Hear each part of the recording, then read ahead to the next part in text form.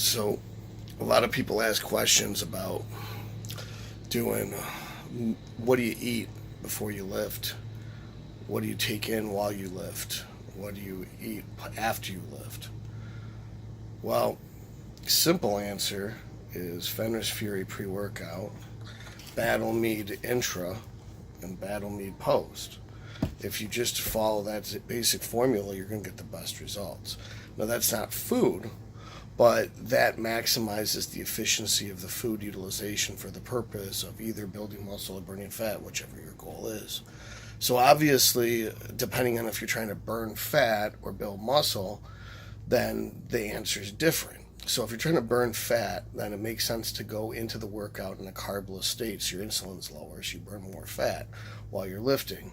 Then the Battle Mead intra will preserve muscle tissue along with the Fenris Fury pre-workout, and the Battle Mead post will initiate what minimal amount of recovery and muscle protein synthesis that could be possible depending on your caloric state. If you're in only a 500 calorie deficit, you might still be able to build muscle. If you're in a 1,000 calorie deficit or more, there's no way you're going to be able to build muscle. So you can just forget about that. Now, post-workout meals obviously more important if you're trying to lose fat, because it's pretty much the only carbs you get all day are post-workout if you're doing it correctly. A lot of people say, oh, I do a modified keto. Those people sound like idiots. Nothing is dumber than someone says that they do keto and they're not actually doing a keto diet. Keto is just some trendy, yuppie word for zero carb. So if they're like, I'm on a zero carb diet, but I still have carbs, then you sound like an idiot. Like, really, think about it.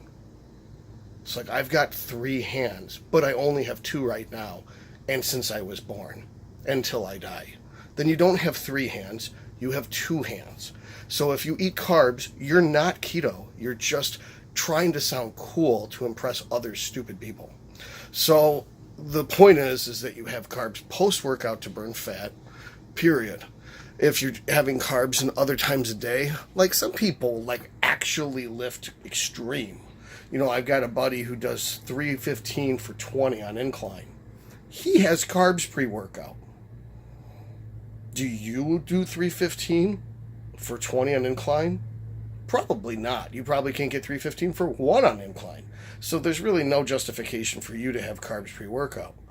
So I mean, it is what it is. If you do 1,000 pounds on a leg press sled for 10 reps, that's 100 calories. If you're doing 100 pounds on the leg press sled for 10 reps, that's like 10 calories. So your workouts kind of suck, so you don't really need any carbs to do them. So likewise, so it's funny when people have like these blanket rules about, oh, you're supposed to have 30 carbs before you work out and 30 carbs after you work out. It's like, well, it depends how strong you are. And it depends on how hard you're working out and how long you're working out.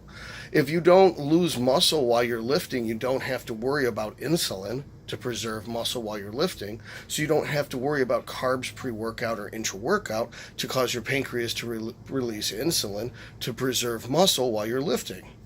And then, of course, some idiot's going to hear this and they're going to think what I just said was you should inject insulin in a carbless state. No, that will kill you. What I'm saying is the reason to have carbs before you lift is for insulin to preserve muscle tissue so you don't lose muscle while you're lifting. The purpose of having carbs pre-workout while you're in a calorie deficit has nothing to do with building muscle. Now, if someone's trying to build muscle, then it makes sense to have carbs at other times of day. But you don't have to. You could still slam all your carbs post-workout and burn fat and build muscle at the same time.